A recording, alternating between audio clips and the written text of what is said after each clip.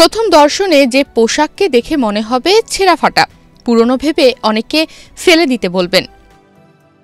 সেই পোশাকটাই যখন বলিউড তারকার গায়ে ওঠে তখন বলিউড তারকাদের বিলাসী ফ্যাশনের অনুষঙ্গ হয়ে যায়। বিমানবন্দর থেকে প্রিমিয়ার, যেখানেই তারা যান না কেন, সেলিব্রিটি লিস্টে এখন প্রায়ই দেখা যায় ডিস্ট্রেসড বা টর্ন পোশাক, বা যেটাকে আমরা বলি ছেঁড়া ফাটা পোশাক। এই ট্রেন্ডের আলোচনায় বলিউডের সারা জাগানো পরিচালক করণ জোহর থেকে শুরু করে কারিনা কাপুর সবার নামই উঠে আসে।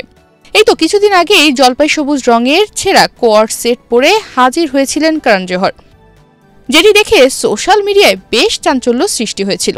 ইনস্টাগ্রামের একটি ফ্যাশন ডিকোড অ্যাকাউন্ট জানায় পোশাকটির দাম প্রায় 1,70,000 টাকা বা তার আশেপাশে। ধারণা করা হয় পোশাকটি নিউ ইয়র্ক ভিত্তিক স্ট্রিট ওয়্যার ব্র্যান্ড হেরন প্রেস্টনের।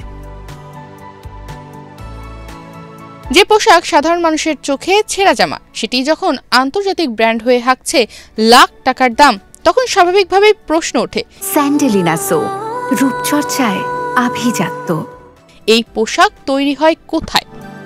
উত্তর জানলে আপনি চমকে উঠবেন, কারণ এই নামি দামি ব্র্যান্ডের বেশিরভাগ ডিস্ট্রেসড পোশাক তৈরি হয় বাংলাদেশেই। এখানকার গার্মেন্টস শিল্প বহু আগেই বেসিক পোশাক উৎপাদনের সীমা ছাপিয়ে আজ ভ্যালু অ্যাডেড, ডিজাইন ভিত্তিক এবং হাই ফ্যাশনের ক্ষেত্রে নিজেদের শক্ত অবস্থান তৈরি করেছে। এটা হচ্ছে গেস ইউএসএ একটা ব্র্যান্ডের জন্য আমরা তৈরি করেছি।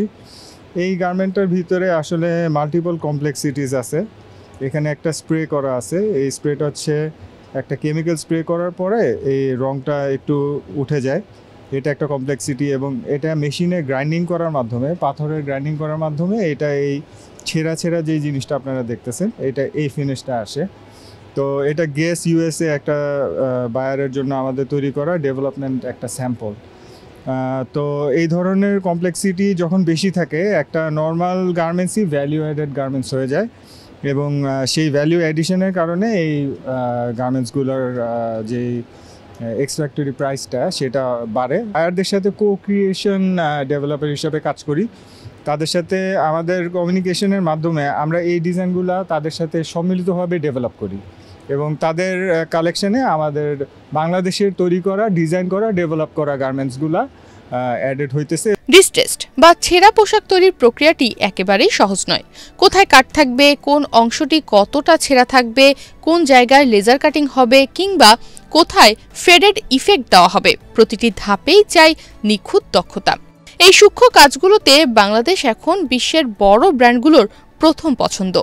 আন্তর্জাতিক বায়াররা ডিজাইন নিয়ে আসেন আর সেগুলোকে বাস্তব পণ্যে রূপ দেন বাংলাদেশের দক্ষ কর্মীরা। এই পুরো প্রক্রিয়াই হয় কো-ক্রিয়েশনের মাধ্যমে, যা প্রমাণ করে বাংলাদেশের সৃজনশীলতা এখন আর পিছিয়ে নেই, বরং বৈশ্বিক ফ্যাশন ট্রেন্ড তৈরিতেও দেশের অবদান বাড়ছে। বায়ারদের সাথে কো-ক্রিয়েশন ডেভেলপার হিসাবে কাজ করি। তাদের সাথে আমাদের কমিউনিকেশনের মাধ্যমে আমরা এই ডিজাইনগুলো তাদের সাথে সম্মিলিতভাবে ডেভেলপ করি, এবং তাদের কালেকশনে আমাদের বাংলাদেশের তৈরি করা, ডিজাইন করা, ডেভেলপ করা গার্মেন্টসগুলো অ্যাডেড হইতেছে। এবং আমরা এটা কোয়াইট প্রাউড ফিল করি যে বাংলাদেশের ম্যানুফ্যাকচারার হিসাবে আমাদের গার্মেন্টস। বাংলাদেশের গার্মেন্টস শিল্প এখন শুধু টি শার্ট বা ডেনিমের মতো প্রচলিত পণ্যের মধ্যেই সীমাবদ্ধ নেই।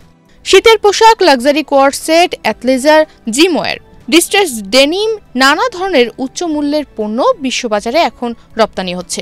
এসব পণ্যের চাহিদা যেমন বাড়ছে, তেমনি বাড়ছে বাংলাদেশের ডলার আয়ের পরিমাণ ও শিল্পের সুনাম।